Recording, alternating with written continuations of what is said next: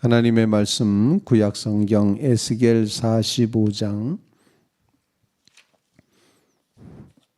구약 성경 에스겔 45장 10절 말씀부터 9절 말씀부터 끝절 말씀까지를 읽겠습니다. 주 여호와께서 이같이 말씀하셨느니라. 이스라엘의 통치자들아, 너희에게 만족하니라. 너희는 포악과 겁탈을 제거하여 버리고 정의와 공의를 행하여 내 백성에게 속여 빼앗는 것을 그칠지니라. 주 여호와의 말씀이니라. 너희는 공정한 저울과 공정한 에바와 공정한 밭을 쓸지니 에바와 밭은 그 용량을 동일하게 하되 호멜의 용량을 따라 밭은 10분의 1 호멜을 담게 하고 에바도 10분의 1 호멜을 담게 할 것이며 세겔은 20세겔하라니 20세겔과 25세겔과 15세겔로 너희 만회가 되게 하라. 너희가 마땅히 드릴 예물은 이러하니 밀 한 호멜에서는 6분의 1 에바를 드리고 보리 한 호멜에서도 6분의 1 에바를 드리며 기름은 정한 규례대로 한 고루에서 10분의 1 밭을 드릴지니 기름의 밭으로 말하면 한 고루는 10밭 곧 한 호멜이며 10밭은 한 호멜이라. 또 이스라엘의 윤택한 초장의 가축대 200마리에서는 어린 양 한 마리를 드릴 것이라. 백성을 속죄하기 위하여 이것들을 소제와 번제와 감사 제물로 삼을지니라. 주 여호와의 말씀이니라.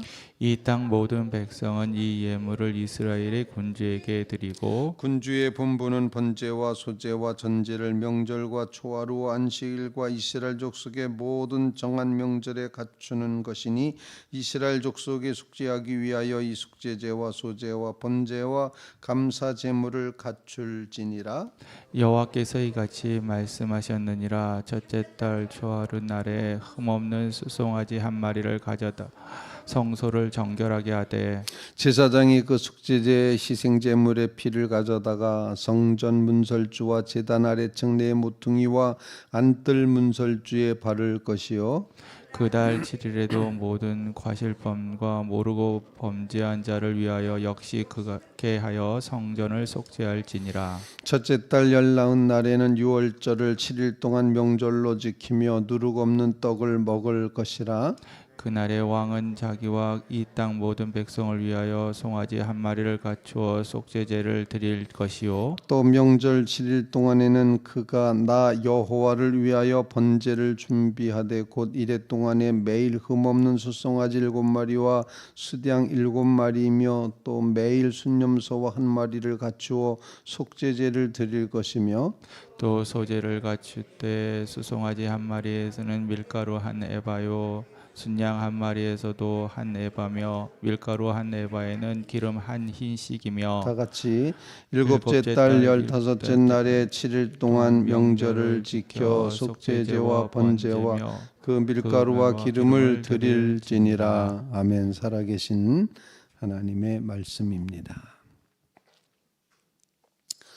에스겔의 환상을 이제 보여주고 계시는 장면인데 성전의 모습, 또 거룩한 땅의 모습, 분배하는 모습, 그곳에서 일하는 제사장들의 모습, 쭉 이렇게 이제 모든 환상을 보여주면서 앞서서는 기업을 나누어 주는 그런 말씀도 쭉 기록이 됐고, 하나님께서 이루실 새로운 세상에서 이루어진 모든 일들을 마치 드라마가 펼쳐져 가듯이 이렇게 화면에 쫙 펼쳐지듯이 그렇게 말씀을 하고 있습니다.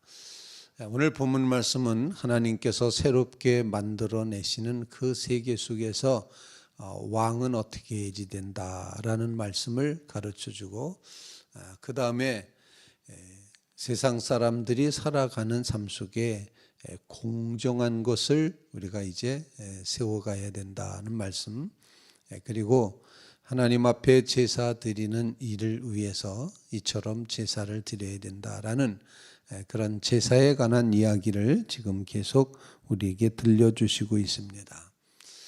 새로운 세상이라고 표현할 수 있는 하나님의 나라, 즉 새하늘과 새 땅, 에스겔이 봤던 새로운 환상 속에 그 세상 속에서 왕은 어떠해야 되냐라는 것, 이는 여호와의 말씀이니라 이렇게 뒤에 붙이시면서 가르쳐 주시는 말씀. 왕은 남의 것 빼앗지 말고 탈취하지 말고 그리고서는 정의와 공의로 행해야 된다. 이는 여호와의 말씀이니라 이렇게 요청을 하시고 있습니다. 오늘 본문 말씀 보면은 9절 말씀에 여호와께서 이같이 말씀하셨느니라. 이스라엘의 통치자들아 너희에게 만족하니라. 너희는 포악과 겁탈을 제거하여 버리고 정의와 공의를 행하며 내 백성에게 속여 빼앗는 것을 그칠지니라. 주 여호와의 말씀이니라. 하나님께서 이루시는 새로운 세상에서의 통치자는 이제 오늘 본문에 만족하다 이런 표현이 무슨 뜻인가 봤더니 이제 그만해라 이런 뜻이었습니다. 만족하니까 이제는 그만해, 그만 속여 먹고 그만 빼앗고 그만 욕심 부리고 그만하여라 이런 표현으로 이제 됐다, 그만해도 되겠다, 너 많이 했다, 죄를 져도 많이 졌고 빼앗아 먹어도 많이 뺏어 먹었다, 이제 좀 그만 좀 해라 이런 의미로 만족할지니라라고 그렇게 말씀하셨습니다. 정의와 공의를 표현을 하고 있습니다. 뭐 우리가 듣기에는 똑같이 의자가 들어가서 정의나 공의나 뭐 이렇게 같은 의미로 생각을 하게 되는데, 왕이 해야지 될 일 중에 재판하는 일을 해야 되는데 재판을 옳게 함으로써 하나님의 의를 이루는 것을 정의라고 그렇게 표현을 합니다. 그리고 공의라는 말은 하나님의 성품을 닮아서 이웃을 긍휼히 여기면서 이웃에 대해서 이웃이 받아야 될 인격적인 대우를 그대로 해주는 것을 공의라고 이렇게 표현을 합니다. 말이 좀 어렵죠. 정의는 재판에서 옳게 해야 된다. 그래서 금방 나오는 이야기가 공정한 저울을 쓰고 공정한 무게를 달고 공정한 부피를 이제 재야 된다는 그런 말씀을 하고 있는데, 이처럼 재판을 할 때에 그때 정말 하나님 앞에 하나님의 의를 이루는 재판을 하라. 통치자는 그렇게 해야 된다. 이랬다 저랬다 하지 말고 이제 그런 표현입니다. 그리고 공의라는 단어는 이제 제 몫을 제 몫으로 돌린다 이런 표현을 가지고 있는 것인데, 저는 이 말씀을, 이 공의라는 단어를 생각할 때마다 하나님께서 우리를 하나님의 형상대로 지어 놓으셨기 때문에 하나님의 형상대로 대우받는 것이 공의다 이런 생각을 해봅니다. 그래서 이웃을 대할 때, 옆에 있는 사람을 대할 때, 이 사람이 하나님의 형상대로 지음 받았지, 하나님의 형상대로 충분한 대접을 받아야 돼 라고, 그래서 그 사람에게 옳게 대했을 때를 공의라고 표현하는 겁니다. 뭐 잘못했다고 야단만 치라는 그런 표현이 아니라 그 사람의 몫을, 그 사람이 받아야 될 몫을 그 사람에게 돌려주는 일, 이것을 공의라고 표현을 한다면, 하나님의 형상대로 지음받은 하나님의 백성이 하나님의 형상으로 취급되는 것, 올바로 그렇게 대접받는 것, 즉 우리 기독교인들이 표현하는 인격적으로 대우하게 되는 것, 바로 그것을 공의라 이렇게 표현합니다. 우리는 하나님 앞에 간절히 기도합니다. 하나님, 우리로 하여금 하나님의 형상대로 지음받은 각자의 몫으로 각자의 몫을 돌리는 것처럼 하나님의 형상대로 지음받은 이웃을 하나님의 형상으로 대하여 공의를 이루게 하옵소서. 그런 간구를 먼저 첫 번째로 주님 앞에 올릴 수 있기를 바랍니다. 왜냐하면 성도들은 왕 같은 제사장들이기 때문에 여러분들이 이처럼 정말 공의의 삶을 하나님 앞에 구하며 하나님의 형상대로 지음받아 싸우니 하나님의 형상답게 살고 하나님의 형상답게 대우하며 살아가게 하옵소서. 이 마음을 가지고 살게 되면 미워할 사람 없습니다. 원수질 사람 없습니다. 왜냐하면 다 그 사람이 하나님의 형상대로 지음받았다면 하나님의 형상으로 이제 대우를 받아야 되기 때문입니다. 그래서 우리는 이런 근거에 의해서 이웃을 긍휼히 여기고 불쌍히 여길 수 있습니다.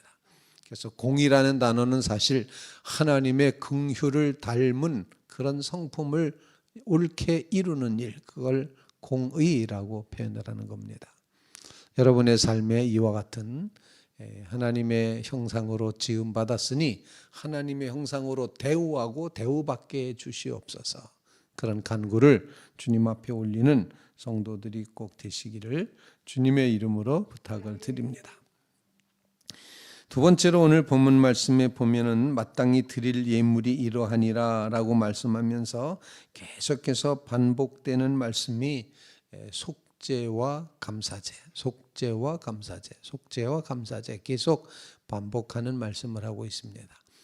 즉 이스라엘이 꿈꾸고 환상 중에 보았던 그 하나님의 나라 새 하늘과 새 땅의 모습, 새 마음을 주어서 굳은 마음을 제거하시고 부드럽고 온유한 마음을 주셔서 하나님의 말씀을 따라 살아가는 그 백성의 삶 속에는 속죄에 대한 놀라운 감사의 깨달음이 끊임없이 있어야 된다. 이렇게 가르쳐 주고 있다는 것입니다. 그래서 속죄하기 위하여 소제와 번제와 감사제물을 삼을지니라. 속죄의 제와 소제와 번제와 감사제물을 갖출지니라. 계속해서 그렇게 하여 성전을 속죄할지니라. 계속 반복되는 말씀이 속죄제를 드릴 것이며 속죄제와 번제와 밀가루 등등 이렇게 표현하면서 계속 속죄제의 이야기를 하고 있습니다. 오늘 말씀을 이제 함께 묵상하면서 하나님 우리로 하여금 하나님 앞에 나아가기에 정결한 영혼이 되게 해 주시옵소서.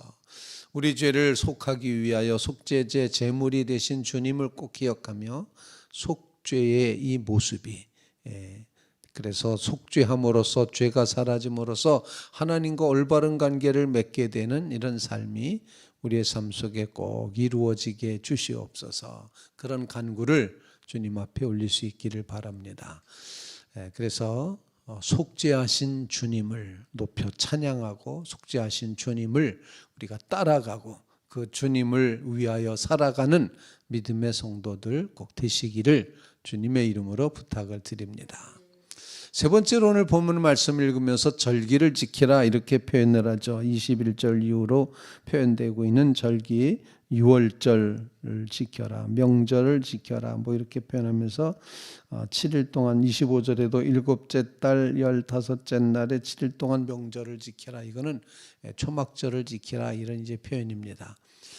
절기를 지키라, 6월절을 지키고 초막절을 지키라라고 하는 이런 표현은 우리에게 무엇을 깨닫게 하는 거 아니?